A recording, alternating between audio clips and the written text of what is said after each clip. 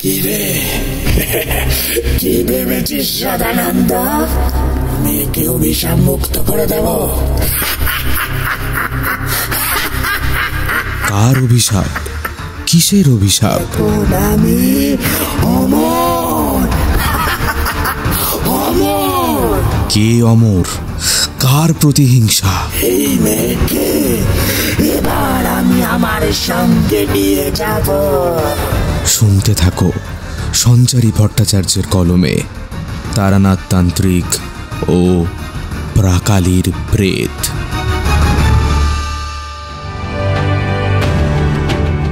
Wings of stories, গল্পেরা ডানা মেলুক আকাশে।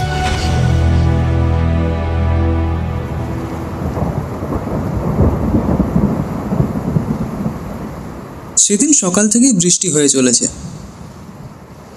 সঙ্গে বজ্রপাত আর ঠান্ডার প্রকোপটাও একেবারে জমিয়ে বসেছিল। এখন আর কি করা যায়, নানান পরিকল্পনা মনের মধ্যে আনাগোনা করতে শুরু করলো। ভাবলাম রবিবারের দিনটাও এভাবেই বৃথা যাবে হয়তো, কারণ এমন প্রতিকূল পরিস্থিতিতে কিশোরীর যে দেখা মিলবে না সেটাই স্বাভাবিক। তবে সে আমাকে নিরাশ করলো না। আমার বাড়ির চৌকাঠে দাঁড়িয়েই একখানা সজোরে ডাক দিয়ে বলে উঠল, আরে আছেন নাকি ও বিভূতিবাবু? ওর মুখে আপনি শব্দটা কেমন যেন প্রত্যাখ্যানের মতোই শোনালো। মানে আমাকে আবার আপনি সম্বোধন করার কি আছে বুঝলাম না। আমি সবটা আন্দাজ করেই সদরের দিকে এগিয়ে দরজাখানা খুলে দিতেই দেখলাম তিনি এসে হাজির হয়েছে। আরে কিশোরী, আবার কি? আমি বললাম, আরে দারুণ ব্যাপার, আমি তো ভাবলাম আজকের দিনটা হয়তো বৃথাই যাবে, কারোর দেখা পাবো না আমি। কি আর করা যাবে, একাই বসে বসে বৃথা সময় নষ্ট হবে। কিন্তু তোমার আগমন মনের হারিয়ে যাওয়া আনন্দটাকে আবার ফিরিয়ে দিল আর কি। সে হেসে বলল, দেরি করে লাভ নেই, কিন্তু আমাদেরকে বেরিয়ে পড়তে হবে। খোলা আকাশটায় কেন জানি না মেঘ ডেকেই চলেছে। অকাল বর্ষণের সম্ভাবনা থাকলেও সেটা কখন দেখা দেবে জানা নেই। তবে এই অবস্থায় বেরিয়ে না পড়তে পারলে কিন্তু যেতে যেতে অনেক দেরি হয়ে যাবে। কাজেই উপায় নেই, বেরিয়ে পড়ো। রাস্তায় যেতে যেতেই হরিদার দোকান থেকে পাসিং শো আর সঙ্গে তেলে ভাজা কিনে নিতে হবে।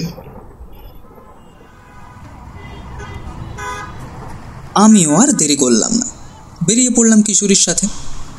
পথ চলতে চলতে দেখি বৃষ্টির লেশ মাত্রও নেই, কেবল কোথাও কোথাও রাস্তাটা সামান্য ভিজে রয়েছে। দেখে বোঝাই গেল যে বিক্ষিপ্তভাবে বৃষ্টি হয়েছে, তারই পরিণতি এটি। সময় মতন আমি ও কিশোরী হরিদার দোকানের সামনে এসে উপস্থিত হয়ে গেলাম। এরপরে দোকান থেকে তেলে ভাজার প্যাকেট বাগিয়ে নিল কিশোরী, আর সেই সঙ্গে আমিও একটা পাসিং শোর প্যাকেট কিনে নিলাম। ঠাকুরমশাইয়ের বাড়ির চৌকাঠে পৌঁছে দেখলাম দরজাটা সামান্য ভেজানো, মানে ভেতরে যে কেউ বসে ওনার সাথে আলোচনায় ব্যস্ত রয়েছেন সেটি স্পষ্ট টের পেলাম। আমরাও আর বিলম্ব না করে ঢুকে পড়লাম ভেতরে।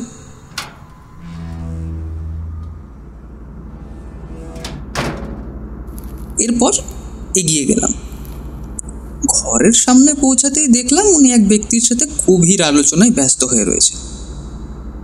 বুঝতে পারলাম উনি জ্যোতিষবিদ্যার বিষয়ে কথা বলছেন। আসলে ওনার বক্তব্যের মধ্যে দিয়ে নানান রকম আলোচ্য বিষয় ফুটে উঠছিল। উনি আমাদের দেখা মাত্রই ওই লোকটিকে বললেন, আজকের মতো এখানেই বিরাম গতি টানতে হবে, বুঝলে সুজন?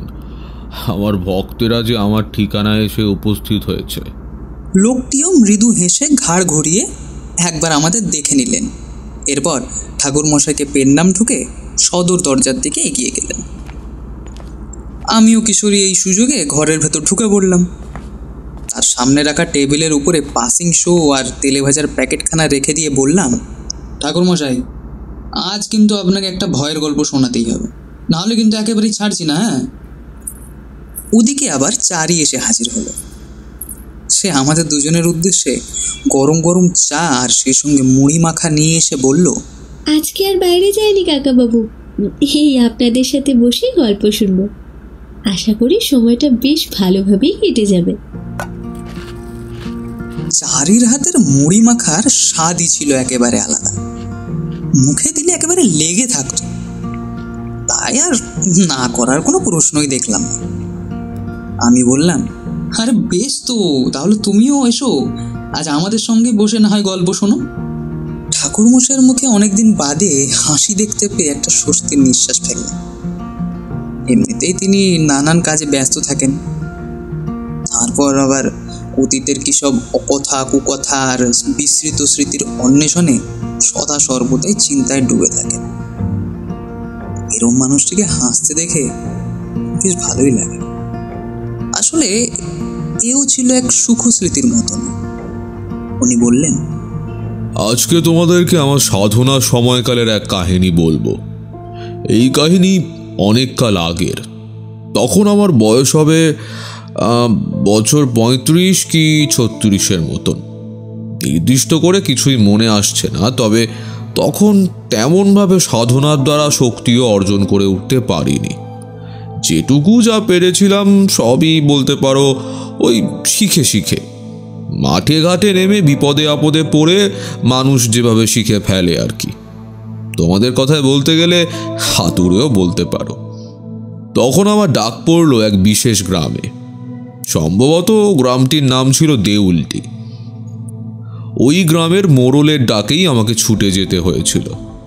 মোড়ল মশাই একেবারে হন্তদন্ত হয়ে একদিন আমার গ্রামের বাড়িতে এসে উপস্থিত হলেন।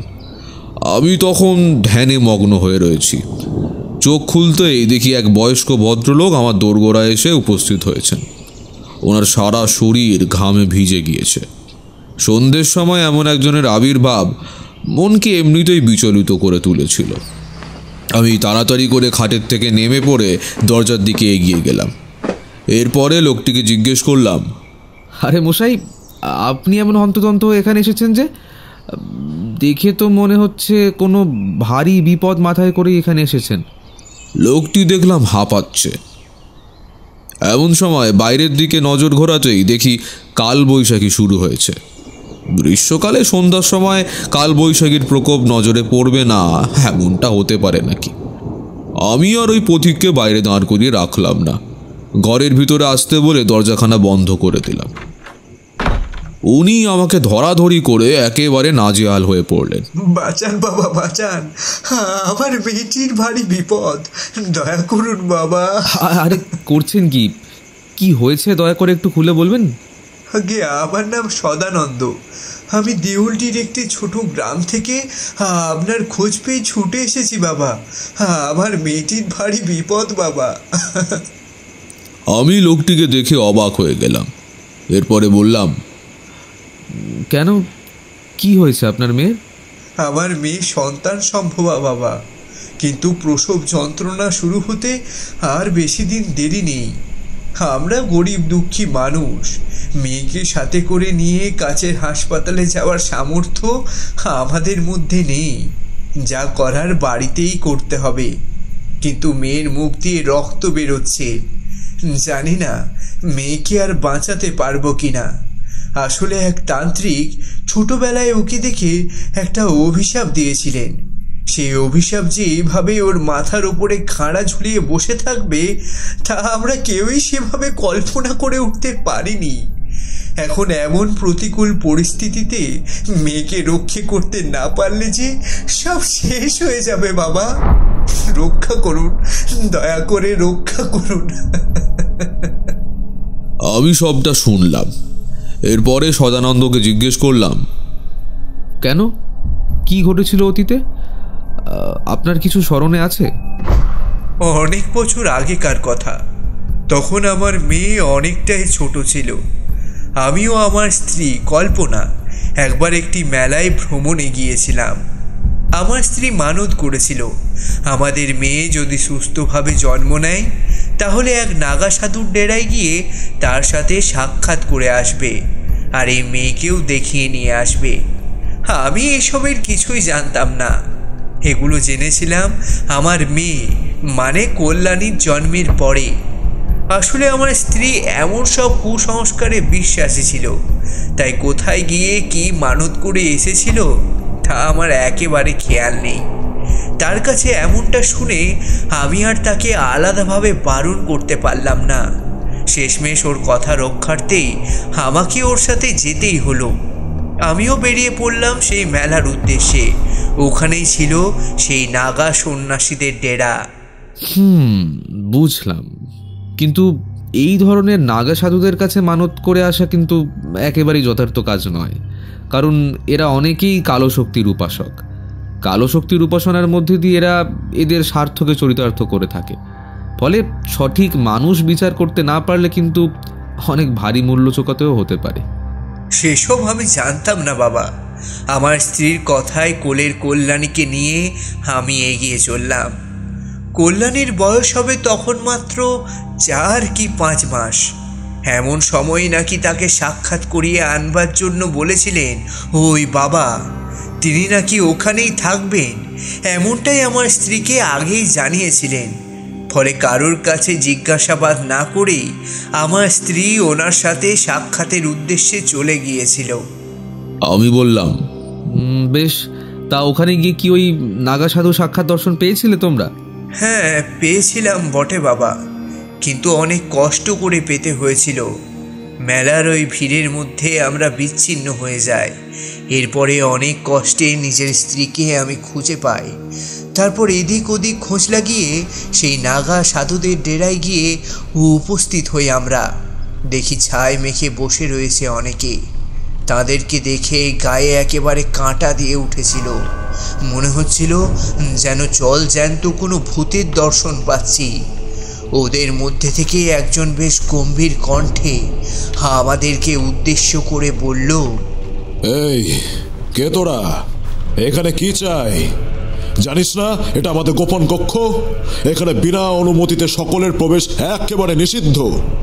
দেখলাম আমার স্ত্রী হাঁপাতে হাঁপাতে বলল, আসলে আসলে বাবা, আমি এখানে বালিচরণের সান্নিধ্যে এসেছিলাম। তার সঙ্গে সাক্ষাতের কথা ছিল। নিজের মেয়েটাকেও সাথে করে এনেছি, তেমনটাই সে বলে দিয়েছিল। আমার স্ত্রী মুখ থেকে এমন কথা শোনবার পরেই দেখলাম ওরা একে অপরের মুখের দিকে তাকাচ্ছে। এরপর ওদের মধ্যে থেকে একজন আমাদেরকে উদ্দেশ্য করে বলল, বুঝলাম বুঝলাম, বেশ। ওই যে অন্ধকার জায়গাটা দেখছিস, দেখবি ওখানে আগুন জ্বলতে দেখতে পাবি। সেইখানে একটা বড় গাছ রয়েছে, ওটির পিছন দিকে বসেই তপস্যা করছেন উনি। আর শোন, খবরদার সবাই মিলে ওনাকে বিরক্ত করবি না, তাহলে কিন্তু এক অভিশাপেই ভস্ম হয়ে যাবে সকলে। তাই সাবধান, যেটা বললাম সেটা কিন্তু মনে রাখবি। আমরা ঘাড় নেড়ে সেদিকে এগিয়ে গেলাম। কিছুটা দূরে যাওয়ার পরেই দেখলাম এক বিশাল বৃক্ষের পাদদেশে দাউ দাউ করে আগুন জ্বলছে। আর সেই আগুন অগ্নি নিক্ষেপ করছেন এক বিভৎস চেহারা তান্ত্রিক। তারও সারা শরীর একেবারে ছায়ের দ্বারা আবৃত হয়ে রয়েছে। সেটি দেখেই ক্ষণিকের জন্য চমকে উঠলাম আমি। এরপরে আমার স্ত্রীকে ডেকে বললাম, শোনো, এই অবস্থায় ওনাকে বিব্রত করাটা কি ঠিক হবে? দেখো, উনি কেমন মন্ত্রপাঠ করেই চলেছেন।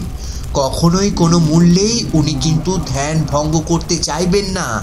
এটি ওনার অভিব্যক্তি ব্যক্ত করে দিচ্ছে, কাজেই এমনটা করো না। আমার স্ত্রী আমার কোনো কথাই শুনতে রাজি হলো না। সে আমার কোল থেকে মেয়েকে ছিনিয়ে নিয়ে নিল। তারপরে সেই তান্ত্রিকের দিকে ধীরে ধীরে গতি বাড়াতে লাগলো। আমার স্ত্রীর পায়ের শব্দ কানে যাওয়ার সাথে সাথেই দেখলাম গাছের পাতাগুলো নড়তে শুরু করেছে, আর তীব্র বেগে বাতাস বইতে শুরু করেছে। সাথে সাথে গাছের শাখা প্রশাখাগুলিও বেরিয়ে এসেছে। লতায় পাতায় আমার স্ত্রীকে জড়িয়ে ধরতে শুরু করলো। সেই বেষ্টনী এতটাই শক্ত ছিল যে সেটি কাটিয়ে বেরোনো কোনো সাধারণ মানুষের পক্ষে সম্ভব ছিল না। আমার স্ত্রী কোল থেকে মেয়ে পড়ে যাবে, এমন সময়ে আমি এগিয়ে গিয়ে কোনো রকমে কল্যাণীকে সামলে নিলাম। প্রবল বেগে হাওয়া বইছে সেই সময়ে ওই তান্ত্রিক তার নয়ন উন্মোচন করলেন। এরপরে আমাদের দিকে চরম রাগান্বিত দৃষ্টিতে তাকিয়ে বললেন, এত বড় সাহস তোদের! তোরা এই নিরালয়ে এসে আমার ধ্যান ভঙ্গ করতে চাইছিস? কে তোরা? কি চাস তোরা? নিজেদের পরিচয় দে, না হলে কিন্তু এক্ষুনি আমি তোদেরকে ভস্ম করে দেব। বাবা, আপনার বোধহয় আমাকে ঠিক স্মরণ নেই গো। আমি আপনার কাছে মানত করেছিলাম, আপনি বলে দিয়েছিলেন আমার একটা মেয়ে হবে। আমার বাবা এমনটাও বলেছিলেন যে সে মেয়ের উপর নাকি অদৃশ্য এক কালো ছায়া থাকবে আজীবন। আমি তো সে ছায়া তাকে ছেড়ে যাবে নাকো। সেই ভয়ে বাবা আমি মেয়েকে আপনার কাছে নিয়ে এসেছি। আপনি বলেছিলেন 5 মাস বয়সের মধ্যে তাকে আপনার কাছে নিয়ে আসতে। আপনি দেখে শুনে একটা বিধান দিয়ে দেবেন। সাথে সাথেই সেই তান্ত্রিক আসন ছেড়ে উঠে দাঁড়ালেন। এরপরে খিলখিল করে হাসতে শুরু করলেন। বজ্র আটুনি সেই হাসি আকাশ বাতাসকে একেবারে মুখরিত করে তুলেছিল। ওই হাসির শব্দ প্রলয় নিয়ে আসার পক্ষে ছিল যথেষ্ট। মনে হচ্ছিল যেন আমরা স্বয়ং কালকে ডাক পাঠিয়েছি আর সে আমাদের সম্মুখে এসে দাঁড়িয়েছে। আমি আমার মেয়েকে আরো শক্ত করে আঁকড়ে ধরলাম। এরপরে দেখলাম আমার স্ত্রী পুনরায় ওই তান্ত্রিকের ভয়ানক চেহারাটার দিকে তাকিয়ে কাকুতি করছে। বাবা, অমন করছেন কেন? আমি তো কোনো অপরাধ করিনি গো। আপনি কেন এমন ধারা আচরণ করছেন? আমার সমস্যার কি তাহলে কোনো সমাধান হবে দেখো? দয়া করুন বাবা।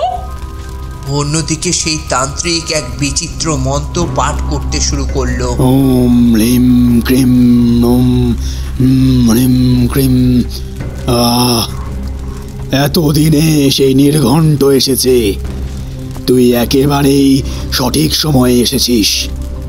আজকে অমাবস্যার সেই প্রহর। এই দিনে তোর মেয়েকে বলি দিলেই আমার সাধনার কাজ সম্পূর্ণ হবে। আমার কাছে আছে হাজারো অলৌকিক শক্তি।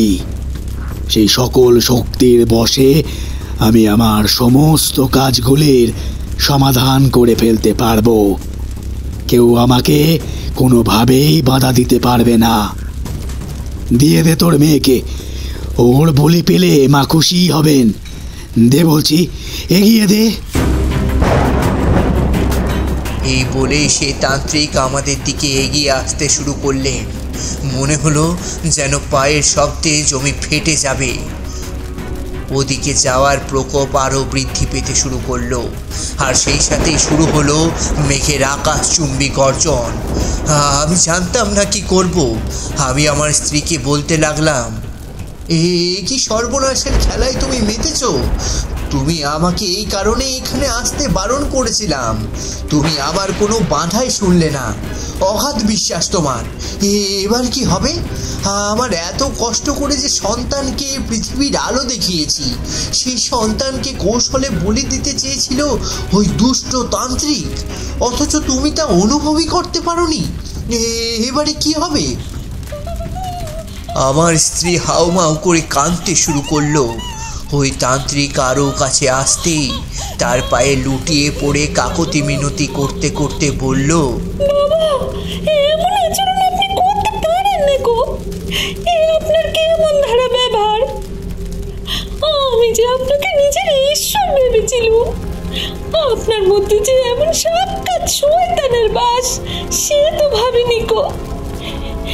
এভাবে মায়ের কোল আপনি খালি করতে পারেন না গো।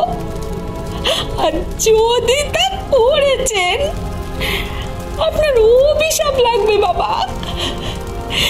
একজন মায়ের অভিশাপ আপনাকে চুবে।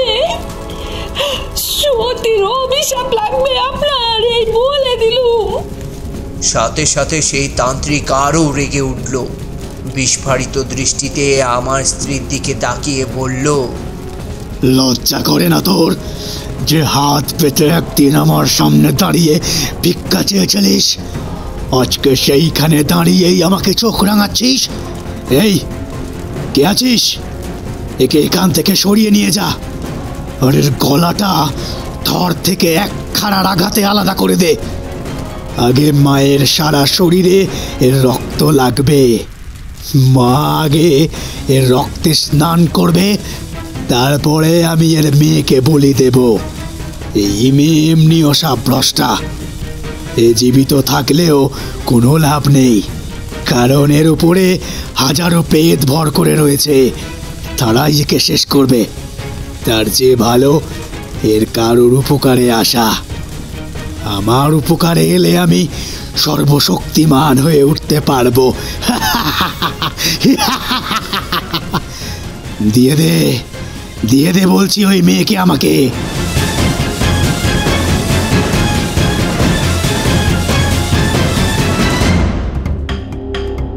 আমার হাতে আর কোনো উপায় ছিল না।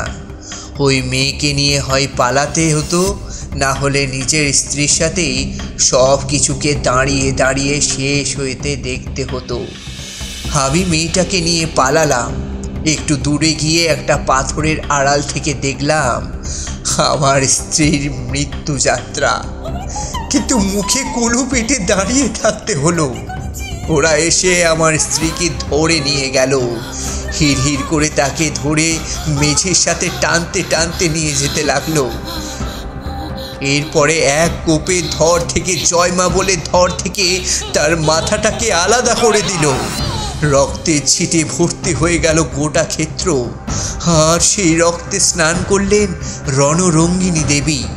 কাপালিকদের শক্তি বৃদ্ধির অধিষ্ঠাত্রী এই দেবীর কাছে সকলে পরাজিত হলেন। তার কাছেই নিবেদিত হয় সমস্ত বলি। অকালে প্রাণ গেছিল আমার স্ত্রীর সেদিন, কিন্তু আমি চুপ করে রইলাম। চোখ ভিজে গিয়েছিল জলে, তবুও নিজের প্রাণের মায়া না করে আমি এই সন্তানকে রক্ষা করবার জন্যে জঙ্গলের রাস্তা ধরে ছুটে চলেছিলাম। শেষকালে একটি অজানা গ্রামের সীমানায় এসে পড়ে জ্ঞান হারিয়ে ফেলেছিলাম। যখন জ্ঞান ফিরল, দেখলাম এক গেরুয়া বসন পরিহিত লোক আমার সম্মুখে বসে রয়েছেন। উনি আমাকে বললেন, আপনাকে উঠতে হবে না, শুয়ে থাকুন, চিন্তা নেই, আপনার সন্তান এখানে সুরক্ষিত রয়েছে। তবে ওই শয়তান তান্ত্রিক কিন্তু এখানেও এসেছিল আপনাদের খোঁজে, কিন্তু আমি সেসব সামলে নিয়েছি। আপনি অবাক হচ্ছেন তো এই কাজ আমি কিভাবে করলাম? আমি সত্যিই সেদিন অবাক হয়ে লোকটিকে জিজ্ঞাসা করলাম, কিভাবে করলেন? উনি বললেন, আমার নাম অমর জীবন, আমিও একজন সাধক, তবে সাধনার খুবই সীমিত জ্ঞান আহরণ করেছি আমি। জ্ঞানের ভাণ্ডার সীমিত হলেও আমি সেটির অপব্যবহার করে কিন্তু কোনো মানুষের ক্ষতি সাধন করি না, এটি আমার আচরণ বিরুদ্ধ। তাই আমি যেটুকু পেরেছি আপনাদের মঙ্গলার্থে করেছি। আমি সেই তান্ত্রিককে আলাদা দিশা দেখিয়েছিলাম যাতে উনি ওই দিকে চলে যান, এইভাবে রক্ষা করেছি আপনাদেরকে। তবে আপনার মেয়ের কপাল পড়েছি আমি। এই মেয়ের জীবনে আগামীতে আরও অনেক সংকট আসবে। এই তান্ত্রিক এত সহজে সব কিছু শেষ হয়ে যেতে দেবে না। এই মেয়ের উপরে সে কড়া নজর রাখবে। এই মেয়ের উপরে সে অনেক কালো শক্তিকে ছেড়ে রাখবে, যারা পদে পদে এসে এই মেয়েকে জর্জরিত করতে থাকবে। তাই খুবই সাবধানে থাকবেন আপনি। আর এই মেয়ে এখন ঠিক থাকলেও বিবাহের পরে এর একটি তীব্র সংকটে পড়ার সম্ভাবনা রয়েছে, কাজেই পারলে বিবাহের থেকে দূরেই থাকবেন। এখন আপনারা নিরাপদ, আপনি গ্রামে ফিরে যান। আর শুনুন, যাওয়ার আগে আপনাকে একটা কথা বলে রাখি। আমার গুরুদেব অর্থাৎ শ্রীমান তারানাথ চাটুর্যের সাহায্য নিতে কিন্তু একেবারেই ভুলবেন না। উনি বেলিয়াপাড়া গ্রামের বাসিন্দা। ওনার সাথে আমার মাঝে মাঝে সাক্ষাৎ হয় ঠিকই, তবে মানুষটি সত্যিই একজন যথাযোগ্য শক্তিশালী মানুষ। সমস্যার সমাধান যদি প্রকৃতই কারুর দ্বারা করা সম্ভব হয়, তাহলে জানবেন একমাত্র তার দ্বারাই সম্ভব। তাই ভবিষ্যতে যখনই বিপদে পড়বেন ও আপনার মেয়ের মৃত্যুযোগের সম্ভাবনা স্পষ্ট দেখবেন, তখন কিন্তু বিলম্ব না করে এই ব্যক্তির কাছে ছুটে যাবেন। উনি আপনাকে ঠিকই উদ্ধার করবেন। এরপরে আমি আমার মেয়েটিকে নিয়ে নিজের বাসায় চলে এসেছিলাম বাবা, কিন্তু সেই অমর জীবনের কথা আমি আজও ভুলতে পারিনি। সে সত্যি একেবারে বট গাছের ছায়ার মতন সেদিন আমাদেরকে রক্ষা করেছিল। এখনো বিলম্ব হয়নি বাবা, কিন্তু এইবারে সেই মৃত্যু চোখ সত্যি এসে পড়েছে। আমার চোখ কাঠে দাঁড়িয়ে কড়া নাচছে বলতে পারেন। সেসবের থেকে বাঁচতেই ওই অমর জীবনের কথাগুলো সত্যি স্মরণ করে আপনার কাছে এসে উপস্থিত হয়েছি। এবারে আপনি আমাদেরকে উদ্ধার করুন বাবা। সদানন্দ থামল। আমি তাকে শান্ত করে বললাম, অমর জীবন সে তো খুবই মাঝে মাঝে নিজের সাক্ষাৎ দর্শন দেয় আর কি। তবে ওর সাথে আমার একটা আত্মিক যোগ আছে। যেখানেই আমি ওর উপস্থিতি খুঁজে পাই সেখানেই ওর সাথে আমারও একটা সংযুক্তির পথ খুলেই যায়। না হলে ওই স্থানে অমর জীবনকে দেখতেই পাওয়া যাবে না। এই ঘটনা সন্ধিহান করবার উদ্দেশ্যে যে আমাকেই আসতে হবে, এই বিষয়টি এতকাল পূর্বে অমর জীবন কেবল তার সাধনা অধিকৃত শক্তির দ্বারাই টের পেয়েছিল, আর সেটিকে কাজে লাগিয়েই সে আমাকে সাহায্য করেছে। আমি সবটাই তো শুনলাম। এখন আপনার মেয়েকে চাক্ষুষ দেখতে হবে, তবেই তার শরীরের অবস্থা সম্পর্কে আমি নির্দিষ্ট করে কিছু বলতে পারবো। যাক, বিলম্ব করে আর লাভ নেই। আজকে রাতটা আপনি বরং আমার বাসাতেই বিশ্রাম নিন, কালকে সকালে না হয়। তাতেও কোনো লাভ হলো না। দেখলাম লোকটি অঝরে আমার সামনে বাড়িধারা বর্ষণ করতে লাগলেন। আমি বুঝলাম সময়সীমা একেবারেই নেই। অগত্যা লোকটিকে বললাম, আচ্ছা আচ্ছা আচ্ছা, তাহলে চলুন রাতেই বেরিয়ে পড়ি। আসলে রাতের অন্ধকারে নানান রকমের অপশক্তির আনাগোনা লেগেই থাকে। তাদের হাত থেকে রক্ষে পাওয়ার পরিকল্পনা যে সব সময় কার্যকরী হবে এমনটা কিন্তু নাও হতে পারে। সেই কারণেই আমি দিনের আলোয় কোথাও যাওয়ার সিদ্ধান্ত নিয়ে থাকি আর কি। তবে এহেন পরিস্থিতিতে না বেরিয়ে আর পারলাম না। শেষকালে সদানন্দকে সাথে করেই বেরিয়ে পড়লাম। এরপরে অন্ধকার পথ ধরেই হাঁটতে শুরু করলাম। সেই সময় গরুর গাড়ির চল থাকলেও অত রাতের বেলা একটিরও দেখা পেলাম না। অগত্যা পায়ে হেঁটেই ওই মেঠো পথ ধরে এগিয়ে যেতে হলো। অন্যদিকে তো আকাশের মুখও একেবারে ভার হয়েছিল। ঘন ঘন বৃষ্টি লেগেই ছিল। মাঠ ঘাট পেরিয়ে ভিজতে ভিজতেই গ্রামের দিকে এগোতে থাকলাম। এগোতে এগোতে সদানন্দকে ডেকে জিজ্ঞেস করলাম, আচ্ছা সদানন্দ, আমি তো তোমার কাছ থেকে সব কথাই শুনলাম, কিন্তু একটা বিষয় তোমাকে তখন আর জিজ্ঞেস করা হয়নি। সদানন্দ আমাকে জিজ্ঞেস করলো, কোন বিষয় বাবা? আপনি আমাকে নির্দ্বিধায় বলতে পারেন। আমি সদানন্দকে উদ্দেশ্য করে বললাম, তোমার স্ত্রী মারা যাওয়ার পর তুমি তোমার কন্যা সন্তানকে নিয়ে কি একাই মানুষ করেছিলে? কারণ এর পরবর্তীকালে কি ঘটেছিল সেই বিষয় তো তোমার কাছ থেকে তেমন কিছুই জানতে পারলাম না, তাই মনের মধ্যে এমন অদ্ভুত প্রশ্ন আসছে আর কি। সদানন্দ প্রথমে আমাকে উপেক্ষা করে গেলেও তারপরে আমার দিকে তাকিয়ে আমাকে উদ্দেশ্য করে বলল, আমি এরপরে বিবাহের সিদ্ধান্ত নিয়েছিলাম বাবা। আসলে পরিবারের অন্যান্য লোকেরা আমাকে বিবাহ করতে বলেছিল। এছাড়া গ্রামের মানুষেরাও আমাকে তেমনটাই অনুরোধ করেছিল। বুঝতেই পারছেন, এত ছোট একটি মেয়েকে রক্ষা করা কি একজন বাপের জিম্মা হতে পারে? কিন্তু আমি আমার স্ত্রীকে ভীষণ ভালোবাসতাম, তাই উনি চলে যাওয়ার পরেও আমি এইভাবে নিজের জীবনটা আরেকজনের উদ্দেশ্যে উৎসর্গ করে দিতে পারিনি। আমার মেয়েকে মানুষ করা আমার জন্য নিতান্তই কঠিন কাজ ছিল বৈকি, কিন্তু তারপরেও আমি আমার পিতার কর্তব্য পালনেই অনড় থেকেছিলাম। আমি সদানন্দকে উদ্দেশ্য করে বললাম, বেশ বুঝলাম সদানন্দ, সত্যিই তুমি একজন উপযুক্ত স্বামীর কর্তব্য পালন করেছো, আর সেই সঙ্গে পালন করেছো একজন পিতার ধর্ম। তোমার জায়গায় অন্য কেউ থাকলে হয়তো সমাজের চাপে পড়ে সিদ্ধান্ত বদলের চেষ্টা করতো, কিন্তু তুমি তা করোনি। এটা ছাড়াও আমার মনের মধ্যে আরেকটা প্রশ্ন উদয় হচ্ছে সদানন্দ। সেটা হলো, ওই তান্ত্রিক তোমার স্ত্রীকে বলেছিল সারা জীবন তোমার মেয়ের মাথার উপরে কালো শক্তি বিরাজমান থাকবে। তারপর অমরজীবনও তোমাকে উদ্দেশ্য করে বলেছিল যে তোমার মেয়েকে বিবাহের থেকে দূরে রাখতে। তুমি তো এসবের অনেক কিছুই জানতে, তা সত্ত্বেও নিজের মেয়েকে বিবাহের দিকে ঠেলে দিলে কেন? সদানন্দ আবার দুফোঁটা চোখের জল ফেলে আমাকে উদ্দেশ্য করে বলল, বাবা, স্বেচ্ছায় কি কোনো পিতা তার মেয়েকে এভাবে বিপদের দিকে ঠেলে দিতে পারে?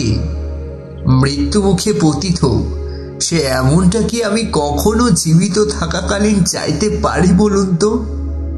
কিন্তু কি করব, মেয়ে বড় হয়ে যাওয়ার পরে ভীষণ সুন্দর হয়ে উঠল।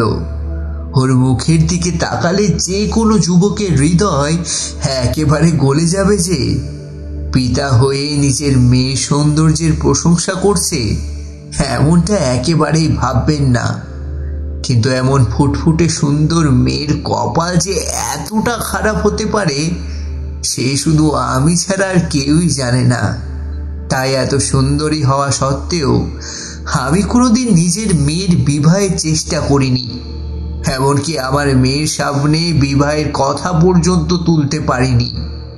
কিন্তু সময়ের সাথে সাথে পরিস্থিতির পরিবর্তন কি কখনো আটকে রাখা যায়?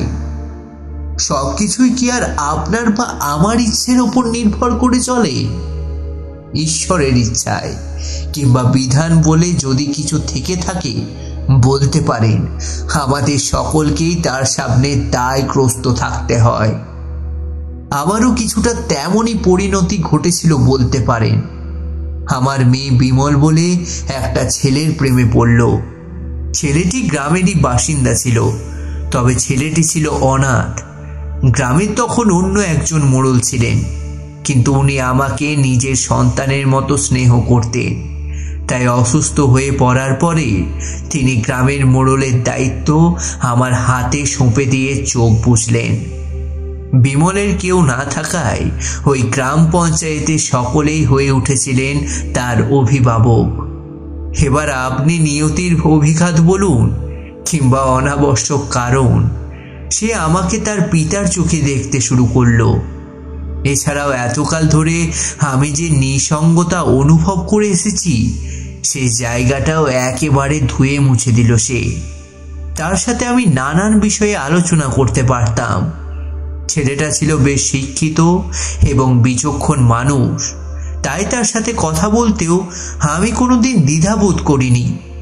এইভাবে আমাদের কথা হতে লাগলো। আর তারপর একদিন আমার মেয়ে পঞ্চায়েতে এসে হাজির হলো। সেই সময় গ্রামের উন্নয়নের কাজ চলছিল বলে আমি সময়ের মধ্যে বাড়িতে গিয়ে খেতে পারতাম না। তাই সে নিজেই রান্না বান্না করে আমায় পঞ্চায়েতে এসে খাবার দিয়ে যেত। এরপরে আর কি, ওই মেয়ের চোখ পড়ল বিমলের দিকে। ওদের মধ্যে আলাপ আলোচনা দিন দিন বেড়ে যেতে লাগলো। আমি বৃদ্ধ মানুষ, আমি কি আর বারণ করতাম? সেই সঙ্গে সময়ের সাথে সাথে অমর জীবনের বলা কথাগুলিও আমায় বিস্তৃত হয়ে গিয়েছিল, যার জন্য আর তেমন ভাবে ভবিষ্যতের প্রতি আমল দিতে পারিনি। আসলেই সব কিছুই থাকে পূর্ব নির্ধারিত। বাবা, আমি বা আপনি কিচ্ছুই করতে পারবো না। ধীরে ধীরে বিমল এবং আমার মেয়ে কল্যাণীর ঘনিষ্ঠতা বাড়তে শুরু করলো। বন্ধুত্বের সম্পর্ক বদলে গেল পরিণয়ের দিকে। আমি আর বাধা দিলাম না। এমনিতেই কল্যাণীকে ভবিষ্যতে দেখবার মতন কেউই ছিল না, অপরপক্ষে বিমলেরও কেউই ছিল না। তাই তারা একে অপরের সাথে যে ভবিষ্যৎ নিশ্চিত করতে পারবে এমন ধারণা নিয়েই আমি তাদেরকে 7 পাকে বেঁধে দিলাম। এরপর থেকে বিমল আমার বাসাতেই থাকতো। কিন্তু ওদের বিবাহের পরে নানান রকমের অদ্ভুত সব কাণ্ড ঘটতে শুরু করলো। বেশ কয়েকদিন রাত্রিবেলা বিমলকে হন্তদন্ত হয়ে বাড়ি থেকে বেরিয়ে যেতে দেখলাম। সে কোথায় যেত, কি করত, কিছুই বুঝতে পারতাম না। একদিন আমি তাকে উদ্দেশ্য করে জিজ্ঞাসা করলাম, রাতের বেলা কি শুরু করেছো বলো তো বিমল? অমন করে বাড়ির বাইরে বেরিয়ে যাচ্ছ কেন? কোথায় নিজের স্ত্রীর সাথে থাকবে তা নয়, নতুন বিয়ে হয়েছে তোমাদের, সেদিকে কি এতটুকু ভ্রুক্ষেপ আছে? দেখলাম বিমল মাথা নিচু করে দাঁড়িয়ে রয়েছে। এমনিতে ছেলেটি ছিল খুবই শান্ত স্বভাবের, তাই সে কোনোদিনও আমার কথার বিরুদ্ধোচ্চারণ করেনি। সে আমাকে উদ্দেশ্য করে বলল, আমি আপনাকে কথাগুলো বলবো নাই ভেবেছিলাম, তবে আপনি যখন নিজের চোখে সব কিছু দেখেই ফেলেছেন, তখন আর আমি লুকিয়ে বা কী করব। তাই বাধ্য হই আমি আপনাকে কয়েকটা কথা বলবো। কল্যাণীকে আমি নিজের প্রাণের থেকেও বেশি ভালোবাসি, কিন্তু বিয়ের পর থেকেই ওর মধ্যে আমূল পরিবর্তন এসেছে। রাতের বেলা ও কোথায় বেরিয়ে যায়, কালকে তো আমরা যথেষ্ট ঘনিষ্ঠ অবস্থায় ছিলাম, তারপরও যে কিভাবে ও আমার কাছ থেকে দূরে সরে যেতে পারে আমি জানি না। আপনাকে বললে হয়তো আপনি অবাক হয়ে যাবেন, কিন্তু এই কথা আমার না চাইলেও যে মুখে আনতেই হবে। সে বিবস্ত্র অবস্থাতেই ঘরের দরজা খুলে বাইরের দিকে দৌড়ে চলে গেল। বিষয়টা কি ঘটছে এটা আমি প্রথম দিকে একেবারেই বুঝতে পারিনি। তারপর তড়িঘড়ি আমিও তাকে খুঁজতে বেরোলাম। তার কাপড়খানা এই উঠোনে লুটোনো অবস্থায় পড়েছিল। আমি তার পেছনে দৌড়াচ্ছি আর তার নাম ধরে ডাকছি, কল্যাণী, কল্যাণী, দাঁড়াও, কল্যাণী, আমার কথা শোনো।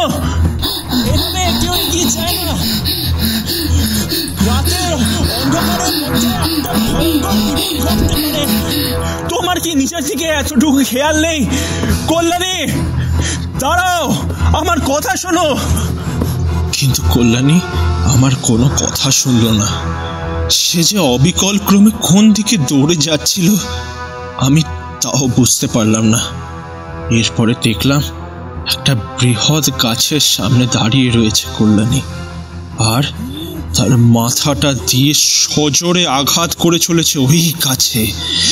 দেখলাম তার মাথা থেকে রক্ত বেরোচ্ছে। আমি আর ওখানে দাঁড়িয়ে থাকতে পারলাম না, এগিয়ে গেলাম তার দিকে। তাকে নাম ধরে ডাকতে যাব, এমন সময় হঠাৎ দেখলাম সে পিছন ফিরে আমার দিকে তাকালো। কে তুই? কেন বিরক্ত করতে এসেছিস আমাকে? খবরদার, আমার শরীর স্পর্শ করবি না বলে দিচ্ছি। আমার শরীরে হাত লাগানোর সাহস তোকে কে দিয়েছে? যদি হাত লাগাতে আসিস তাহলে ওই গলা তোর থেকে আলাদা করে দেব বলে দিলাম। এই কথাগুলো বলেই কল্যাণীর নিচের ঘাড়টা ঘুরিয়ে নিল। ওর শরীরটা উল্টো দিকে মুখ করা অবস্থায় ছিল, কিন্তু ঘাড়টা ঘুরিয়ে নিল আমার দিকে। এমনটা যে কোনো সাধারণ মানুষের পক্ষে করা সম্ভব আমি তা কল্পনাও করতে পারিনি। দেখলাম কল্যাণীর দু চোখের কোটরে কোনো মণি নেই। দুটো লাল গর্তের মধ্যে দিয়ে ধোঁয়া নির্গত হচ্ছে। কি বিকট হাসি হাসতে লাগলো কল্যাণী। আমি ভয়েতে ঠক ঠক করে কাঁপতে শুরু করলাম। বেশ কিছুক্ষণ এমন ভাবে বিকট আওয়াজ করে হাসতে হাসতে হঠাৎ মাটিতে লুটিয়ে পড়ল সে।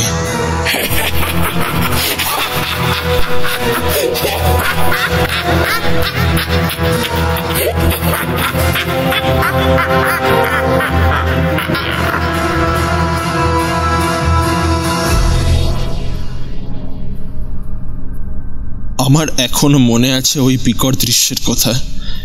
আমি জ্ঞান শূন্য হয়ে পড়লাম। পরিস্থিতি কিছুটা স্বাভাবিক হচ্ছে ভেবে আমি কল্যাণীকে ধরে ধরে পুনরায় বাড়িতে নিয়ে এলাম। ভাবলাম এমনটা হয়তো একদিন ঘটেছে, ওর শরীরে হয়তো কোনো অপদেবতা ভর করেছে, তাই এমনটা হচ্ছে। আমি আবার এইসবে বিশ্বাস করি। অন্ধবিশ্বাস না করলেও এই পৃথিবীতে যেমন আলো আছে তেমনই যে অন্ধকারে রয়েছে সেটা আমি মন থেকে মানি। তাই ভেবেছিলাম কল্যাণী একটু স্বাভাবিক হলে তাকে এক কাপালিকের কাছে নিয়ে যাব, এই ভেবেই আমি নিজের মনকে আশ্বস্ত করে নিয়েছিলাম। কিন্তু তার আগেই ঘটে গেল আরো বড় এক দুর্ঘটনা। বেশ কয়েকদিন ধরে কল্যাণী অমন বস্ত্রহীন অবস্থায় রাতের অন্ধকারে বাড়ি থেকে বেরিয়ে যেত, আবার নিজেই ফিরে আসতো। কল্যাণীর এহেন রূপ ক্রমাগত আমার অস্বস্তির কারণ হয়ে দাঁড়ালো। এই সব কিছুই যে আমার সাথে ঘটছে আমি তা কল্পনাও করতে পারিনি। আপনাকে কিছু বলবো সে সাহসও হচ্ছিল না। বিমলের মুখে আমি সেদিনকে এই কথাগুলি শুনে অনেকখানি সজাগ হয়ে গিয়েছিলাম। তাকে একা এত কিছু সামলাতে হয়েছে দেখে আমি তাকে উদ্দেশ্য করে বলেছিলাম, তোমার কোনো চিন্তা নেই বাবা, এবার থেকে আমিও তোমার সাথেই আছি। আসলে আমার মেয়ের উপরে নানান রকমের কালো ছায়ার উপদ্রব রয়েছে, আর সেই সকল ছায়া যে সারা জীবন থেকে তাকে তাড়া করে বেড়াবে এমনটাই পূর্ব নির্ধারিত ছিল। তবে সময়ের সাথে সাথে আমি সবটাই ভুলে গিয়েছিলাম, তাই তোমাকে স্মরণ করাতে পারিনি। কিন্তু তোমার কথা শুনে এখন পরিষ্কার অনুভব করতে পারছি যে এক গভীর বিপদ আসন্ন। যাক, তুমি এখন থেকে নির্ভয়ে থাকো।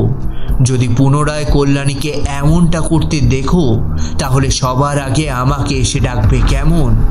আমি সদানন্দকে উদ্দেশ্য করে জিজ্ঞেস করলাম, আচ্ছা এর পরে কি ঘটেছিল সদানন্দ?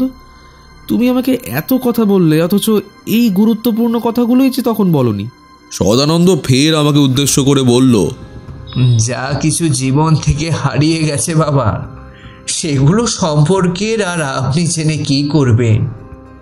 যা রয়েছে সেটুকু যে রক্ষা করতে পারবো তারও কোনো নিশ্চয়তা নেই। বিমলকে আমি সেদিন রাত্রে নৃশংসভাবে আমার মেয়ের হাতেই শেষ হতে দেখেছিলাম। আমার মেয়ে কোনো সাধারণ মেয়ে নাকি না কোনো রাক্ষসী মেয়ে আমি সেদিন কল্পনা করতে পারিনি। তারপর থেকে আমি নিজের মেয়েকে বাড়িতে এনে শিকল দিয়ে বেঁধে রাখতে বাধ্য হয়েছিলাম বাবা। সদানন্দের এই কথাগুলো শুনে আমি তো চমকে উঠলাম।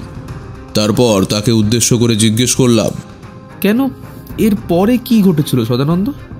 সদানন্দ আমাকে উদ্দেশ্য করে বলল, একদিন রাতের বেলা যখন কল্যাণী পুনরায় এমন বিবস্ত অবস্থায় আমার বাড়ি থেকে জঙ্গলের উদ্দেশ্যে প্রস্থান করল, তখন আমার কাছে ছুটে এসেছিল বিমল। এরপরে আমি তাকে সাথে নিয়ে ওই জঙ্গলের দিকে দৌড়ে যেতে শুরু করি। ঠিক ওই বড় গাছটার সামনে আমি কল্যাণীকে এমন বিবস্ত্র অবস্থায় পিছনের দিকে মুখ করে দাঁড়িয়ে থাকতে দেখে তাকে ডাকতে যাব, এমন সময় দেখলাম সে তার শরীরটাকে বেঁকিয়ে ঘাটটাকে আমাদের দিকে ঘুরিয়ে তাকালো আর বিকটভাবে হাসতে হাসতে বলল, কি রে, কি ভেবেছিস সদানন্দ? আমি কি অভিশাপ মুক্ত করে দেব?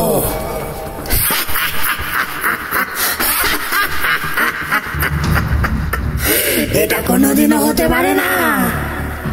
তুই সেদিনকে আমার ডেরা থেকে ওই মেয়েকে ছাড়িয়ে এনেছিলিস। কি ভেবেছিলিস যে আমার নাগালে আর কোনোদিন আসবে না? হ্যাঁ, কোনোদিন আসবে না তোরা। তোর জন্য আমার বলির কাজ অসমাপ্ত থেকে যায়। আরে আমি নিজেই নিজের বলি দিয়েছিলাম। নিজের বুক চিরে হৃৎপিণ্ডটাকে বার করে আমি দেবীকে অর্পণ করেছিলাম। নিজের জীবন বিসর্জন দিয়েছিলাম বলে মৃত্যুর পরেও আমি অমর হয়ে যেতে পেরেছিলাম। তাই যে কাজ আমি বেঁচে থাকতে করতে পারিনি, সেই কাজ আমি মৃত্যুর পরে সানন্দে করতে পেরেছিলাম। এখন আমি অমর, অমর, আমি অমর, আমি অমরত্ব পেয়েছি। পেরেছি। এখনই পৃথিবীর কোনো শক্তি আমাকে বাধা দিতে পারবে না। আমি একজন পিশাচতন্ত্রে দীক্ষিত তান্ত্রিক। এই মেয়েকে এবার আমি আমার সঙ্গে নিয়ে যাব। তোর মেয়ের গর্ভে যে সন্তান রয়েছে তাকেও আমি আমার সঙ্গে নিয়ে যাব। তুই কেন, এই পৃথিবীর কোন শক্তি আমাকে বাধা দিতে পারবে না। কোন শক্তি পারবে না, কোন শক্তি না।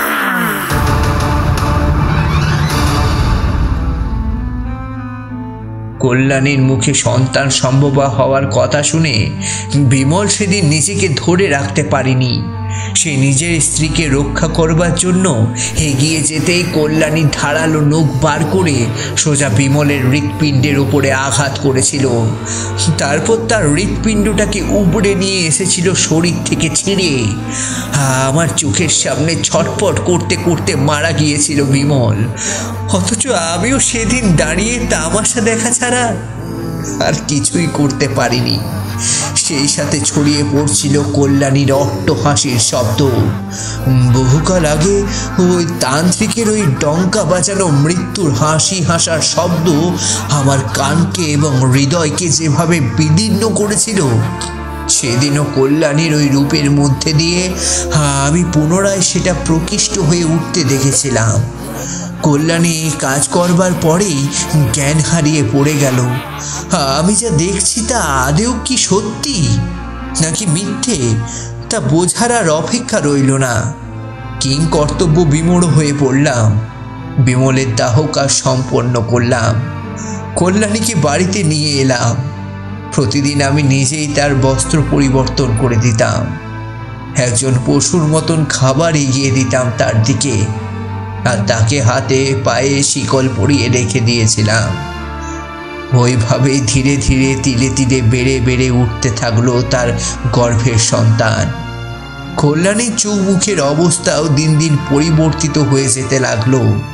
মনে হলো যেন আমার সামনে আমার মেয়ে নয়, কোনো রাক্ষসী শুয়ে রয়েছে বিছানায়।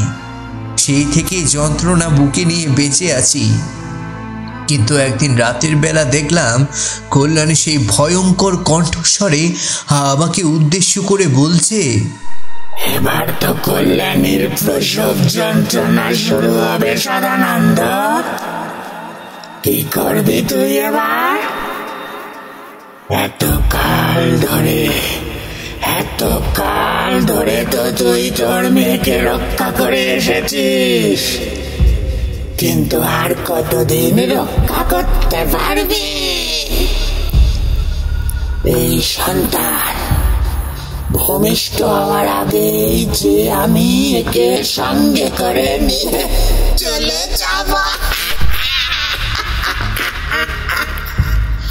তোরা কেউ আমার গতি রোধ করতে পারবি না।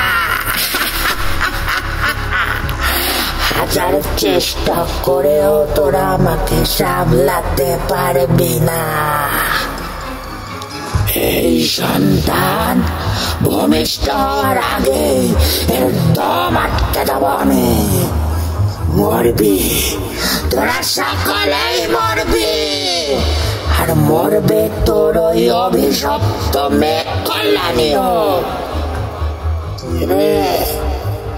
কি বুঝলি সদানন্দ?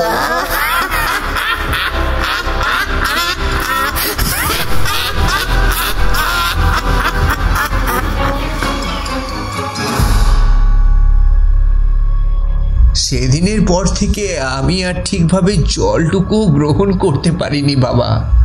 অমর জীবনের বলা সমস্ত কথাগুলো পুনরায় আমার স্মরণে এসেছিল, তাই আমি বেরিয়ে পড়েছিলাম আপনার অন্বেষণে। এত কথা আপনাকে বলবার মতন সুযোগও ছিল না আর সময়ও। ভেবেছিলাম আপনি নিজের থেকে হয়তো সবটা আন্দাজ করে ফেলতে পারবেন, কিন্তু এই দীর্ঘ পথ অতিক্রম করতে ভেবে আপনার প্রশ্নের উত্তর দিয়েই ফেললাম। এরপরেও কি আপনার মনে হয় বাবা যে আপনি কল্যাণীকে রক্ষা করতে পারবেন? সদানন্দের প্রশ্নের মধ্যেই তার উত্তর লুকিয়েছিল। সত্যিই এমন কঠিন পরিস্থিতির মুখোমুখি আমি পূর্বে কখনো হইনি। তবুও আমি তাকে এক আশ্বাস দিয়ে বলেছিলাম, আমি মা কালীর সাধক সদানন্দ, তাই যে কোনো প্রতিকূল পরিস্থিতির মধ্যেও আমি সর্বদাই সঠিক এবং সত্যকে বিচার করেই হেঁটে যেতে পছন্দ করি।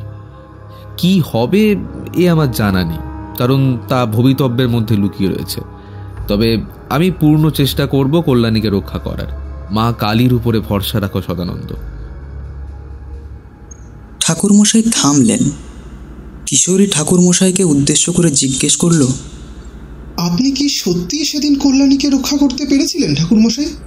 ঠাকুরমশাই মৃদু হেসে কিশোরীকে প্রত্যুত্তরে জানালেন, তুমি ঠিকই বলেছ কিশোরী, এই কাজ আমার পক্ষে সম্পাদন করা একেবারেই সহজ ছিল না, কিন্তু আমিও হেরে যাওয়ার মানুষ ছিলাম না। জীবনে অনেক রকমের ঘাত প্রতিঘাতের মধ্যে দিয়েই এগিয়ে আসতে হয়েছিল আমাকে, তাই আমি সর্বদাই মা কালীর শরণাপন্ন হতাম। উনি আমাকে যে সঠিক দিশা দেখাবেন এই আশা অন্তরে বেঁধে নিয়েই আমি এগিয়ে চলেছিলাম। তবে এই কাজ সত্যিই এতটা সহজ ছিল না। যখন আমি সদানন্দের গৃহে গিয়ে পৌঁছালাম তখন দেখলাম যে বাড়িটার অবস্থা একেবারেই ঠিক নেই। হাজারো কালো শক্তি ওই বাড়িটার উপরে নিজেদের কর্তৃত্ব বজায় রেখেছিল, আর এই সকল কালো শক্তিকে নিরীক্ষণ করে চলেছিল ওই তান্ত্রিকের আত্মা। সেই তান্ত্রিক এতটাই শক্তিশালী ছিল যে সে হাজারো অশরীরীকে ওই একটি স্থানে বন্দি করে রাখতে সক্ষম হয়েছিল, যাতে কোনো একটি অশরীরীকে শেষ করে দিলেও আর একজন এসে তার স্থান নিয়ে নিতে পারে। আমি নিজে বিষয়টা বুঝলেও সদানন্দকে ভয় দেখালাম না। তাকে উদ্দেশ্য করে বললাম, চলো চলো এবার ভেতরে যাওয়া যাক, ভিতরে গিয়েই না হয় দেখি কি হচ্ছে। এই বলে আমিও সদানন্দ ঘরের ভিতরে প্রবেশ করলাম। দেখলাম বাড়িতে একেবারে তছনছ হয়ে রয়েছে। সেই দিন ছিল অকালীয় অমাবস্যা। এই বিশেষ অমাবস্যার দিনে কালো শক্তিরা আরও শক্তিশালী হয়ে ওঠে। আমি কল্যাণীর ঘরের দিকে এগিয়ে গেলাম। দেখলাম সে যেন গর্জন করছে, হুঙ্কার ছত্তে ছত্তে বলছে, কেন নিয়ে এসেছিস এখানে? কেন নিয়ে এসেছিস? এবার কিন্তু কল্যাণীকে আমি শেষ করে দেব। ভেবেছিলাম ওর বাচ্চা হওয়া পর্যন্ত অপেক্ষা করব, কিন্তু এখন দেখছি তুই আমাকে শেষ করবার জন্য একবার উঠে পড়ে লেগেছিস। তুই আমাকে শেষ করার আগেই আমি কল্যাণীকে শেষ করে ফেলব।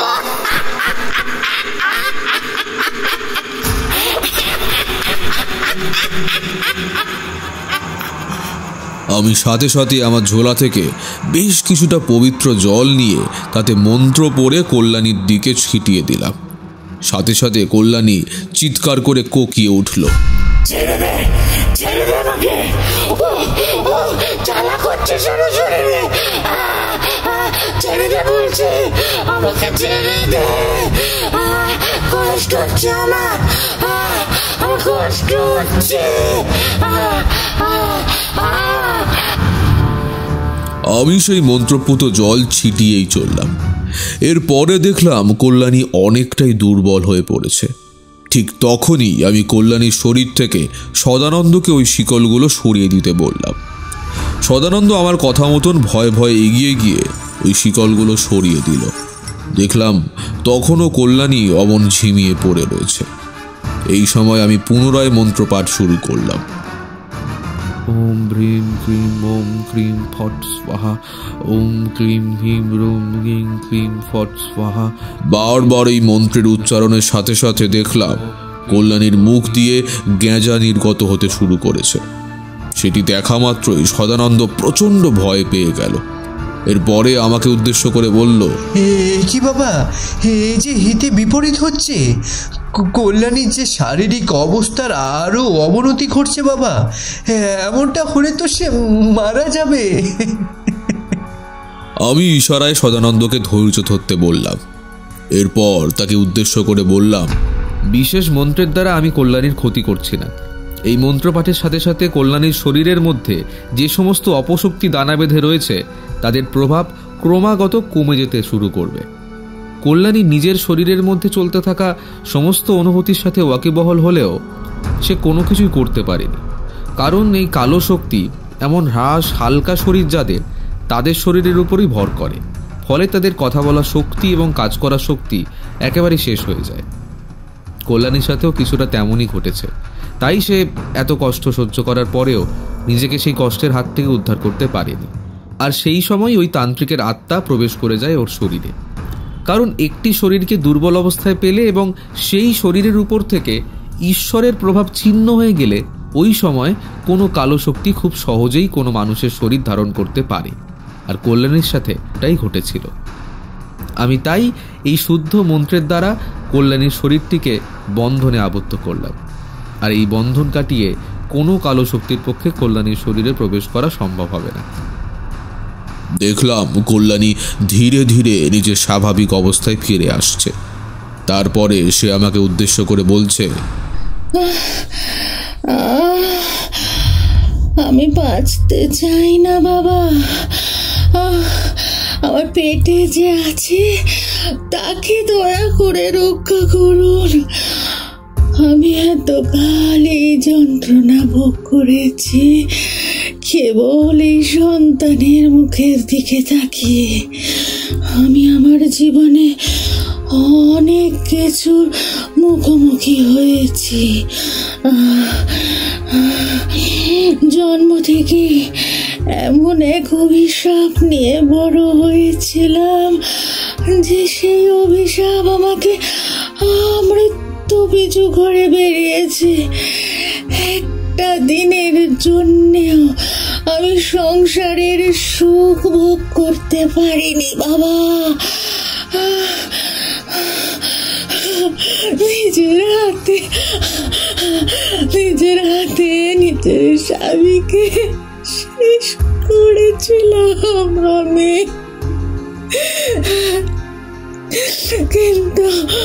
কিন্তু তবু কিছু করতে পারিনি। তার কারণ আমার শরীর আমার দখলে ছিল না। যে আপনি মহান, তাই আপনার চোখে সবটাই পরিষ্কারভাবে ধরা দিয়েছে। আমাকে রক্ষা করতে হবে না, কিন্তু আমার সন্তানকে রক্ষা করবেন আপনি। কথা দিন আমাকে বাবা, কথা দিন।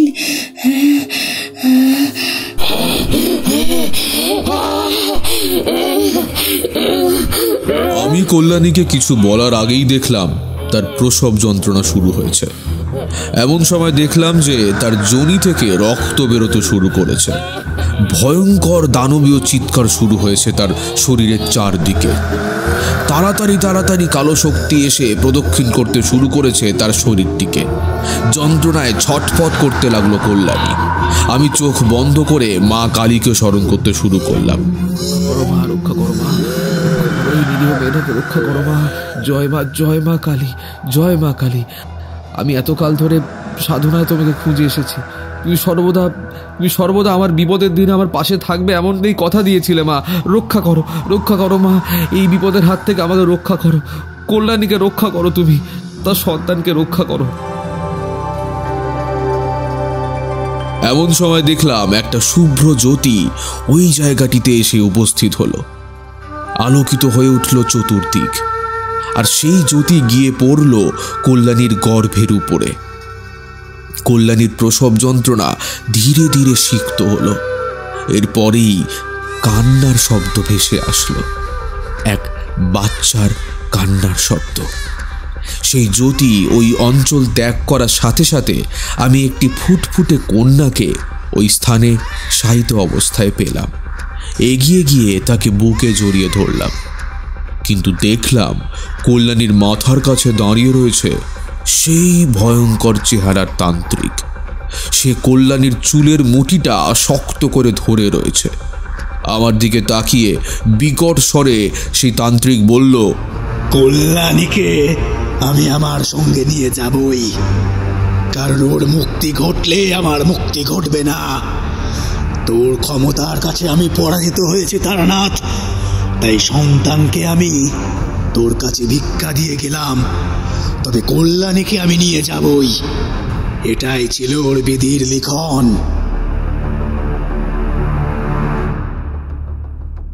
আমি জানতাম যে আমি যে কোনো একজনকেই রক্ষা করতে পারবো। এই সত্যের সাথে পরিচিত হওয়ার পরেও আমি সদানন্দকে সেদিন কিছুই জানাতে পারিনি। আমি যে ওর মেয়ে এবং ওর নাতনিকে একই সাথে রক্ষা করতে পারবো না, এ কথা কিভাবে বা বলতাম। সেই জন্যই এক প্রকার চুপ করে থাকতে বাধ্য হয়েছিলাম। আবার চোখের সামনে দিয়ে সেদিন কল্যাণীর আত্মাকে নিয়ে চলে গিয়েছিল ওই তান্ত্রিকের প্রেত। আমি প্রেতের খেলায় পারদর্শী হলেও প্রীতি রক্ষা করতেই বাধ্য হয়েছিলাম। সেটি ছিল কল্যাণীর সন্তানের প্রতি প্রীতি। সে মৃত্যুর পূর্বে বারে বারে ওই ভূমিষ্ঠ সন্তানকে রক্ষা করবার জন্যই আমাকে অনুরোধ করছিল। না, রেখে যেতাম কোথায়? তাই শেষ রক্ষা আর হলো না। সেদিন আমি ওই কন্যা সন্তানকে সদানন্দের হাতে তুলে দিয়েছিলাম। এই স্থান ত্যাগ করে অন্যত্র কোথাও চলে যাও সদানন্দ, তোমার তো আর কোনো পিছুটান নেই, তাই তুমি কাশী চলে যাও। এরপর এই সন্তানকে বিশ্বনাথের পায়ে ছুঁয়ে সেখানেই কোথাও একটা থেকে যেও। বিশ্বনাথের ছায়া তোমার নাতনির মাথার উপরে আজীবন বজায় থাকবে। কাশী হলো একটি পবিত্র ক্ষেত্র, তাই কোনো অপবিত্র শক্তি ওই ক্ষেত্রে প্রবেশ করতে পারে না। তোমরা নিরাপদেই থাকতে পারবে। এভাবেই আমি সেদিন সদানন্দ এবং তার নাতনিকে রক্ষা করেছিলাম। অমাবস্যার কালো প্রহর কাটিয়ে নতুন প্রহরে ভূমিষ্ঠ হয়েছিল বলে আমি ওই মেয়েটির নামকরণ করেছিলাম পূর্ণিমা। পূর্ণিমা চাঁদের মতন জলজল করছিল তার মুখখানি। সমস্ত কালিমা এবং অন্ধকার ঘুচিয়ে সে আলোর রেখা স্পর্শ করেছিল। সদানন্দকে এক নতুন প্রহর উপহার দিয়েছিল ওই কন্যা। কল্যাণীর অভিশাপের ছায়া যাতে পূর্ণিমার ওপর কোনোদিনও না পড়ে, সেই কারণেই আমি তাদেরকে কাশী বিশ্বনাথ ধামে চলে যেতে বলেছিলাম। কারণ একমাত্র ঈশ্বরের শক্তি মাথার উপরে থাকলেই কোনো কালো শক্তি আমাদেরকে স্পর্শ করতে পারবে না। এই সত্যকে উপেক্ষা করা মানে জীবনের উদ্দেশ্যকে উপেক্ষা করা। এইটুকুই ছিল গল্প। তা কেমন লাগলো বলো? ঠাকুরমশাই থামলেন ঠিকই, তবে দেখলাম উনি অনেকটাই বিমর্ষ হয়ে পড়েছেন। আসলে এগুলো একটিও কাহিনী ছিল না, সবটাই ছিল তার নিজের চোখে দেখা এবং নিজের জীবন দিয়ে পরখ করা কিছু অতীত, যেগুলোকে কাহিনীর ছলে তিনি আমাদের সামনে তুলে ধরতেন। তবে এই অতীতের ঘেরাটোপে আবদ্ধ হয়ে যাওয়ার পরে তার ওই বিমর্ষ চেহারাটিও আমাদেরকে বসে বসে দেখতে হতো বই কি। তাই আমরা সেদিন আর ঠাকুরমশাইকে কোনোভাবে বিব্রত করলাম না। চারিকে বিদায় জানিয়ে আমি ও কিশোরী বাড়ির উদ্দেশ্যে রওনা হয়ে গিয়েছিলাম। তবে অপেক্ষায় ছিলাম আরও একটি নতুন গল্পের, কারণ ঠাকুরমশাই মানেই যে গল্পের ভাণ্ডার ছাড়া আর কিছুই নয়, তা প্রতি রবিবার তার ডেরায় গিয়ে উপলব্ধি করতে পারতাম।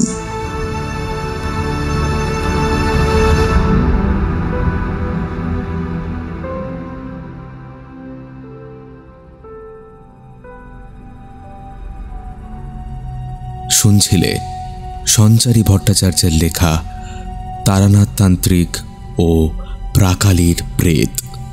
বিভূতি রোহন, কিশোরী কৌশিক, চারি দেবশ্রী, সদানন্দ তমাল, সাধু পিজে, তান্ত্রিক সুমন, সদানন্দের স্ত্রী পারমিতা, বিমল, রাতুল, অমরজীবন ও তারানাথ তান্ত্রিকের চরিত্রে ছিলাম আমি প্রীতম। পোস্টার ও পাবলিসিটি ডিজাইন করেছে অভিক, শব্দ সংযোজন সৈকত, সহপরিচালনায় সায়ন্তিকা, সমগ্র পরিকল্পনা, আবহ, সম্পাদনা এবং পরিচালনায় ছিলাম আমি প্রীতম। লেখিকা সঞ্চারী ভট্টাচার্যকে আমাদের উইংস অফ স্টোরিজ পুরো টিমের পক্ষ থেকে জানাই অসংখ্য ধন্যবাদ আমাদের এই ইনিশিয়েটিভে আমাদের পাশে থাকার জন্য। প্রিয় বন্ধুরা, এখন থেকে আমরা থাকছি স্পটিফাইতেও। উইংস অফ স্টোরিজের প্রত্যেকটি গল্প শুনতে পাবেন ইউটিউবের আগেই, এক্সক্লুসিভলি অন স্পটিফাই। তাই ডাউনলোড করুন স্পটিফাই আর ডেসক্রিপশনে দেওয়া লিঙ্কে ক্লিক করে সোজা চলে যান আমাদের প্লেলিস্টে। উইংস অফ স্টোরিজ, গল্পেরা ডানা মেলুক আকাশে। গল্পটা ভালো লাগলে লাইক ও শেয়ার করতে পারো। এরকম গল্প আরও শুনতে সাবস্ক্রাইব করে বেল বাটনে ক্লিক করে অল নোটিফিকেশনটা অন করে রাখো ফার্দার আপডেটসের জন্য। গল্প সম্পর্কিত আরও আপডেটস পেতে আমাদের গল্প সাজেস্ট করতে এবং গল্পের মজাদার মেকিং ব্লুপার্স দেখতে ফলো করতে পারো আমাদের ইনস্টা এবং ফেসবুক পেজ, দুটোরই লিঙ্ক ডেসক্রিপশনে দেওয়া রয়েছে। আজকের মতো এখানেই শেষ করছি। দেখা হচ্ছে পরবর্তী একটা নতুন গল্পে।